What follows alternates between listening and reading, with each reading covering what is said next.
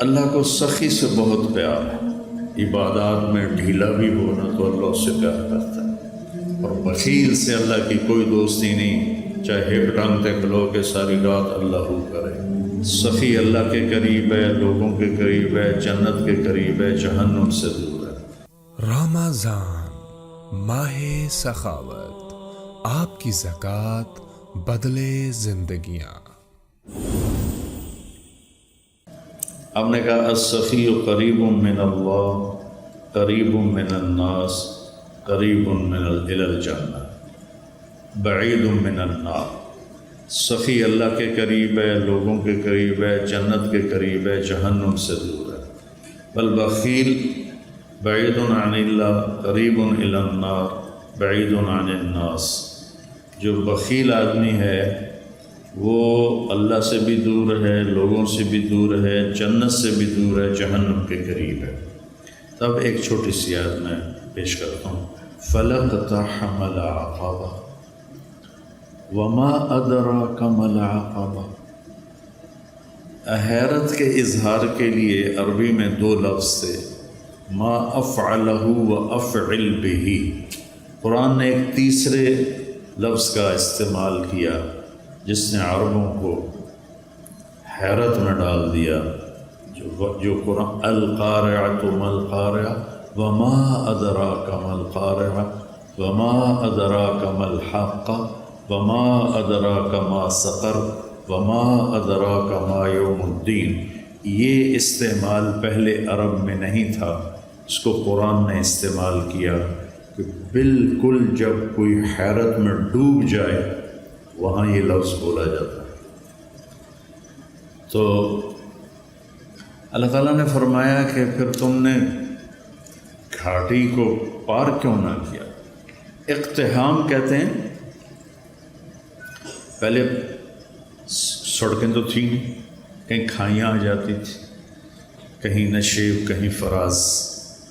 تو جہاں کہیں ایسا ہوتا تھا کہ نیچے نہیں اتر سکتے، گہرائی ہے، اور سوائے گھوڑے کے کوئی اور شکل نہیں پار چھلانگ لگانے کی، اس کو کہتے تھے اقتحام، کہ گھوڑے کو اٹھانا اور ایڑ لگانا اور چھلانگ لگوا کے پار۔ یہ ایک جان کا قرعہ ہوتا تھا کہ ذرا گھوڑے کا پاؤں پھسلا تو اندر پتہ نہیں زندگی پھر بچتی ہے یا نہیں بچتی۔ اور اس طرح گھوڑے کو اٹھانا، وہ اس کو بہت زیادہ پریکٹس کروائی جاتی۔ یہ یوسف اور اس کا چھوٹا بھائی، یہ دونوں گھوڑ سواری سیکھ رہے تھے، تو چھوٹا تو جلدی ماہر ہو گیا، یہ بھی کچھ دوڑانے لگا۔ تو ایک دفعہ یہ گھوڑے پہ آ رہا تھا، میں گھر سے نکلا، میں نے پوچھا ہاں جی بن گئے ہو مولانا صاحب گھوڑ سوار کا؟ جی۔ میں کہا کھالا ٹاپ کے دکھاؤ۔ وہ کھیت سامنے کھیت تھا کھلا، اس میں فصل نہیں تھی۔ میں نے کہا وہ ایکڑ کے آخر میں جاؤ، وہاں سے گھوڑے کو دوڑاؤ، اور یہ جو کھالا ہے نا کوئی 2.5 فٹ کا 3 فٹ کا، اس سے گھوڑے کو پار ادھر لے آؤ تو میں سمجھوں گا تم گھوڑ سوار بن گئے ہو۔ میں نے کہا ٹھیک ہے۔ تو یہ اپنے گھوڑے کو لے گیا اور وہاں سے اس کو اٹھایا، اس کو اچھی دوڑائی، اور جب اس کے قریب آیا تو بس اس کو اٹھانا تھا۔ فَلَقْتَحَمَ الْعَقَبَةَ، میں اس کا مطلب بتا رہا ہوں کہ چھوٹا سا کھالا تھا، تو جب اس نے گھوڑے کو اٹھایا تو گھوڑے نے کھالا دیکھا یہ اتنا ماہر نہیں تو اس نے یوں منہ مارا تو یوسف صاحب کھیت میں گرے، گھوڑا کھیت سے باہر کھڑا ہو گیا۔ شکر ہے وہ کھیت میں گرا ہے، اس کی ہڈی کوئی نہیں ٹوٹی۔ تو اقتحام کہتے ہیں مشکل کھائی کو پار کرنا۔ پھر اللہ نے کہا تمہیں پتہ ہے وہ کیا ہے؟ دیکھیں، نماز، روزہ، حج، زکوٰۃ، اور سب سے مشکل جہاد، پھر ہر وقت کی محنت تبلیغ، پھر تہجد، پھر عمرے، پھر ذکر، پھر تلاوت، پھر نوافل، کتنے بے شمار کام ہیں۔ کسی کو اللہ نے نہیں کہا کھائی کیوں نہ پار کی، صرف ایک کام کو اللہ نے کہا، اور جس کو میں ابھی بتاتا ہوں، تو انہیں پھر کھائی کیوں نہ پار کی۔ اس میں کیا مطلب ہے کہ کوئی کر سکے گا، ہر ایک نہیں کر سکے گا۔ 10,000 کا لشکر تھا قریش کا، جب وہ آئے مدینہ حملہ کرنے تو آگے خندق کھودی ہوئی تھی، تو صرف ایک آدمی نے چھلانگ لگا کے اس کھائی کو پار کیا، عمر بن عبد ود، باقی کسی کی ہمت نہیں ہوئی، حالانکہ اتنے سارے شاہ سوار تھے، صرف ایک نے گھوڑے کو اٹھایا اور جا کر دوسری طرف جا کر اس نے چھلانگ لگائی۔ تو اللہ تعالیٰ نے فرمایا تمہیں کچھ خبر ہے کہ یہ کھائی پار کرنا میں کیا مطلب لے رہا ہوں؟ کہ نہیں یا اللہ، کا فق کو رکھا ہوا، سبحان، جن کی گردنیں پھنسی ہوئی ہیں مصیبت میں، تکلیف میں، بیماری میں، قرضے میں، مصائب میں۔ کوئی مصائب کی ایک قسم ہو تو بتاؤں، یہاں تو ایک سلسلہ ہے دکھوں کا۔ یہ سکھ تو اللہ نے سارے جنت میں رکھے ہیں، کہ لوگوں کی گردنیں چھڑانا، لوگوں کی گردنیں چھڑانا، فق و رقابہ، اتنا خوبصورت لفظ ہے۔ پہلے جو تھے نا غلاموں کے، ہم گئے تھے وہ تنزانیہ کے زنجبار ہماری جماعت گئی، نئی بٹ صاحب بھی ساتھ تھے، تو وہاں جہاں غلاموں کو وہ پکڑ کے لاتے تھے اور وہاں ان کو اندر قید کرتے تھے، پھر بحری جہاز آتے تھے تو ان کو بیچ کے آگے روانہ کرتے تھے۔ زنجبار سے کتنے کالے امریکہ پہنچے اور یورپ پہنچے، تو ان کی گردن میں توق ہوتا تھا کہ یہ بھاگ نہ جائیں، تو توق وزنی ہوتا تھا، وہ بڑے کرب اور تکلیف میں ہوتا تھا غلام۔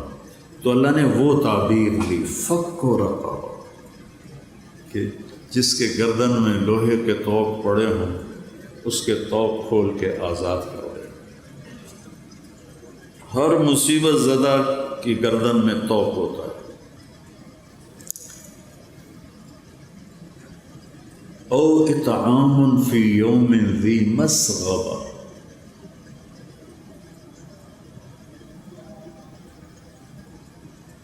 یتیما ذا مقربہ، او مسکینا ذا متربہ، فی یوم ذی مسغبہ۔ صبغ کہتے ہیں اسبغ علیکم نعمہ ظاہرۃ و باطنہ۔ بارش ہوتی ہے تو ہم پورا بھیگ جاتے ہیں، اگر باہر ہوں پورا بھیگ جاتے ہیں، کہیں سے بھی ہمارا کوئی پہلو نہیں بچتا۔ تو اللہ تعالیٰ فرما رہا ہے کہ وہ آدمی جس پر بھوک بارش کی طرح چھا گئی اور کہیں سے بھی وہ نہیں نکل پا رہا اس بھوک سے، اس کو اس بھوک سے نکالنا، خاص طور پر جب وہ تیرا رشتہ دار ہو اور ہو بھی یتیم۔ رشتہ داروں میں کوئی مالدار ہو جائے تو غریب حسد کرتے ہیں اور مالدار تکبر کرتا ہے، وہ ان کے ضائع ہونے کی تمنا کرتے ہیں، وہ ان پر اپنے مال کا روب جتلاتا ہے۔ تو اللہ نے کہا ذا مقربہ، جو تیرا قریبی رشتہ دار ہے نا، قرب والا، اس کو بھوک نے بارش کی طرح ایسے گھیرے میں لے لیا ہے، نکلنے کا راستہ ہی نہیں ہے، اس کو کھانا کھلا۔ او مسکین، فقیر اسے کہتے ہیں جس کے گھر میں ایک دن کا کھانا ہو۔ مسکین سکن سے ہے، سکن ہوتا ہے ٹھہر جانا، ٹھہر جانا۔ مسکین جس کے زندگی ٹھہر گئی ہو بھوک کی وجہ سے، فاقے کی وجہ سے، اس کے پاس ایک لقمہ روٹی۔ فقیر اسے کہتے ہیں جس کے پاس 24 گھنٹے کا تو کھانا ہو، آگے کوئی نہ ہو۔ اور مسکین اسے کہتے ہیں جس کی زندگی ٹھہر گئی ہو، سکن، سکون ہم عام طور پر کہتے ہیں، سکون آ گیا۔ اس مسکین کو کھانا کھلانا، یہ ہے گھاٹی کو پار کرنا۔ اب اس ویلفیئر کے کام میں غیر مسلم بھی شریک ہیں، مسلم بھی شریک ہیں، تو پھر اللہ نے آگے اس پچھلے کام کی قبولیت کی شرط لگائی، ثم صرف اتنے سے پاس نہیں کروں گا، ثم پھر اس کے بعد تم کان من الذین آمنوا، تم ایمان والے بھی ہو، ایمان والے بھی ہو، ایک شرط۔ دوسری وتواصوا بالصبر وتواصوا بالمرحمہ، اور لوگوں کو صبر اور رحم کی دعوت بھی دینے والے ہو۔ پتہ چلا تبلیغ کا کام تو اللہ ہمارے ذمہ لگا رہا ہے کہ لوگوں کو خیر کی بات کرو، لوگوں کو صبر کی بات کرو، لوگوں کو معاف کرنے کی بات کرو۔ اولئک اصحاب المیمنہ، یہ وہ لوگ ہیں جو قیامت کے دن کامیاب ہوں۔ تو میرے عزیزو، یہ زندگی بھر کا سودا ہے، جتنا ہم اللہ کو دیں گے۔ حضرت ابوبکر صدیق کے زمانے میں قحط آ گیا تو لوگ بڑے پریشان ہوئے۔ حضرت ابوبکر صدیق خلیفہ تھے کہ جی کیا کریں کیا کریں، کھانے کو کچھ نہیں۔ کہنے کہ انشاءاللہ اللہ کی مدد آنے والی ہے، آنے والی ہے۔ تو چند دن گزرے تو حضرت عثمان رضی اللہ عنہ کا قافلہ ملک شام سے 1000 اونٹوں کا، یوں سمجھیے 1000 ٹرالے اس زمانے قافلہ۔ تو جتنے وہ تاجر تھے بڑے جو تھوک والے، وہ ان کے پاس گئے کہ جی سودا کریں۔ کہنے کہ کیا دو گے؟ کہنے کہ 10 روپے کی چیز 12 میں لے لیں۔ کہ نہیں مجھے منظور نہیں۔ اچھا 10 روپے کی چیز ہم 14 میں لے لیں۔ کہ نہیں مجھے نہیں منظور۔ کہ اچھا ہم 10 روپے کی چیز 15 میں لے لیں گے، اس سے آگے ہماری ہمت نہیں۔ تو حضرت عثمان نے فرمایا کہ مجھے قیمت زیادہ لگ چکی ہے، لہذا میں تمہیں نہیں بیچوں گا۔ وہ کہنے کہ سارے جو ہیں تھوک کے تاجر وہ تو تیرے سامنے بیٹھے ہیں، تو اب کون ہے جو آپ کو زیادہ پیسے لگا گیا ہے؟ تو کہا تم سے پہلے میرا اللہ مجھ سے بات کر رہا ہے کہ من جاء بالحسنۃ فلہ عشر امثالھا، کہ تو عثمان تیرے 1 روپے کی چیز میں 10 روپے میں خریدوں گا۔ تو لہٰذا میں اللہ کو بیچ رہا ہوں۔ مدینے میں قحط ہے، میرے 1000 اونٹوں سمیت سارے مدینے والوں پہ صدقہ۔ تو اس رات حضرت عبداللہ بن عباس نے خواب دیکھا کہ اللہ کے نبی سفید گھوڑے پر ہیں، سبز پوشاک ہے اور سونے کی لگام ہے گھوڑے کی۔ تو عبداللہ بن عباس نے گھوڑے کی لگام پکڑ کے پوچھا یا رسول اللہ آپ سے ملنے کو جی چاہ رہا ہے۔ کہنے کہ عبداللہ آج تو میں فارغ نہیں، آج اللہ تعالیٰ نے عثمان کی سخاوت کو قبول کیا ہے اور جنت کی ایک حور سے اس کا نکاح کیا ہے اور اس کا ولیمہ پورے جنت والوں کے لیے رکھا ہے، تو میں آج اس ولیمے میں جا رہا ہوں۔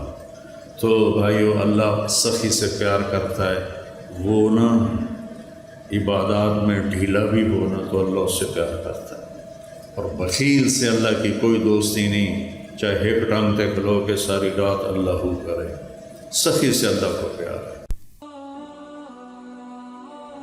Thanks for watching. Please subscribe, like, share Mufti Sufyan.